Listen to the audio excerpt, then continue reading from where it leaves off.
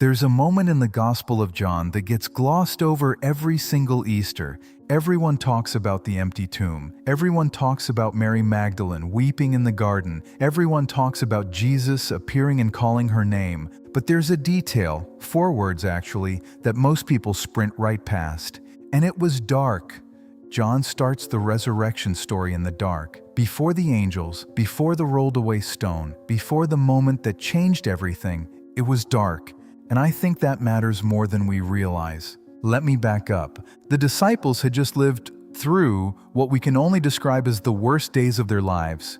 The man they had followed for 3 years, the man who had healed the sick, fed thousands with almost nothing, walked on water, raised Lazarus from the dead, had been arrested, tortured, and executed like a criminal. Not quietly, not with dignity, publicly, in front of a crowd. They had scattered. Peter had denied him 3 times before the rooster crowed. And if you've ever done something you deeply regret, you know exactly what Peter was feeling that night. The kind of shame that doesn't sleep. John and Mary stayed at the foot of the cross, which tells you something about John and Mary that I find genuinely remarkable. When everyone else ran, they stayed. And then it was over. Jesus was dead. They took the body down. They buried him before the Sabbath began. And the disciples went back to their room and locked the door. I want you to sit with that for a moment. They locked the door. Not because they were cowards, because they were people, because grief does that to you, because when everything you believed in seems to have been buried in a tomb, you lock the door, you pull the curtains, and you try to survive the darkness. Now, Mary Magdalene. There's something about Mary Magdalene that the gospel writers didn't make up, because if they were making it up, they would have chosen someone else.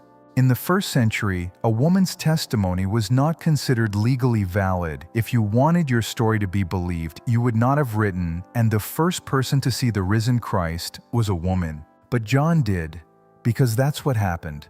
Mary goes to the tomb while it's still dark, not at sunrise, not when it was safe and respectable, in the dark. She goes because she cannot stay away. She goes because grief sometimes moves your body even when your mind has no idea what it's doing. She goes because she loved him, and she finds the tomb empty. She runs to tell Peter and John. They run back. John, being younger, outruns Peter, and I love that John put that detail in his own gospel. John is telling you, the reader, in the middle of the most important story in human history. I was faster. They look in. They see the burial cloths. They see the cloth that had been around his head, folded separately, neatly, placed to one side.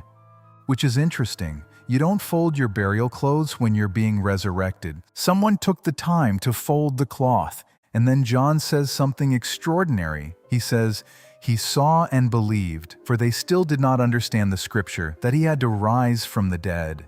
He believed without yet understanding. That is one of the most honest sentences in the entire Bible. Then the disciples go home, but Mary stays. She stays at the tomb and she weeps.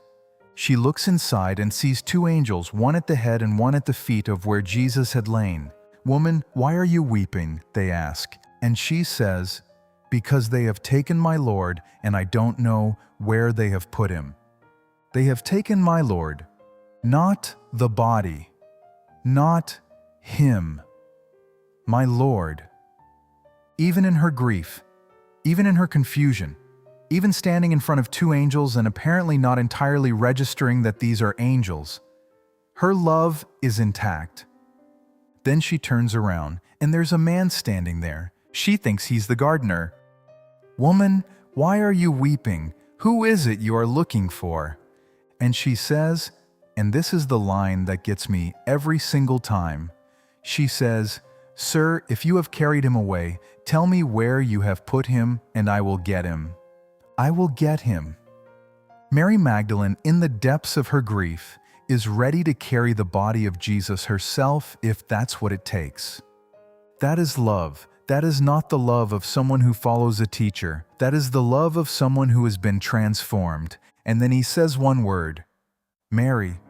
That's it. One word, her name, and she knows. Rabboni, Master.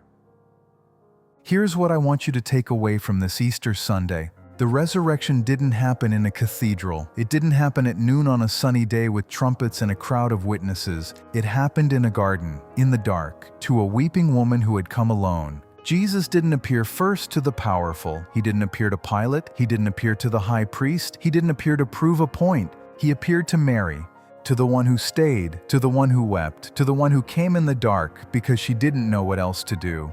And I think that tells us something very important about what the resurrection is. It is not a theological argument. It is a personal encounter. It is not God winning a debate. It is God calling you by name.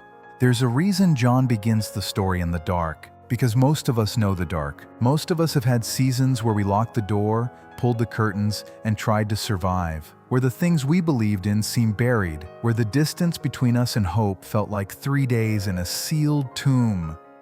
And the Easter message is not, stop being sad, he's risen. The Easter message is, come to the garden anyway. Come in the dark. Come weeping if that's all you have. Because the one who called Mary by name in the garden is the same one who knows yours. He meets us where we are, not where we wish we were, not where we think we should be, where we are. And sometimes, not always, not on our timeline, not in the way we expect. He says our name. And everything changes. This Easter, I'm not asking you to have it all figured out. I'm not asking you to be certain or joyful or theologically sophisticated. I'm asking you to do what Mary did. Show up, even in the dark, even weeping, even confused, because the tomb is empty and the gardener knows your name. Thank you so much for being here today. Truly, from the bottom of my heart, on this Easter Sunday, thank you. Happy Easter. He is risen. See you next week.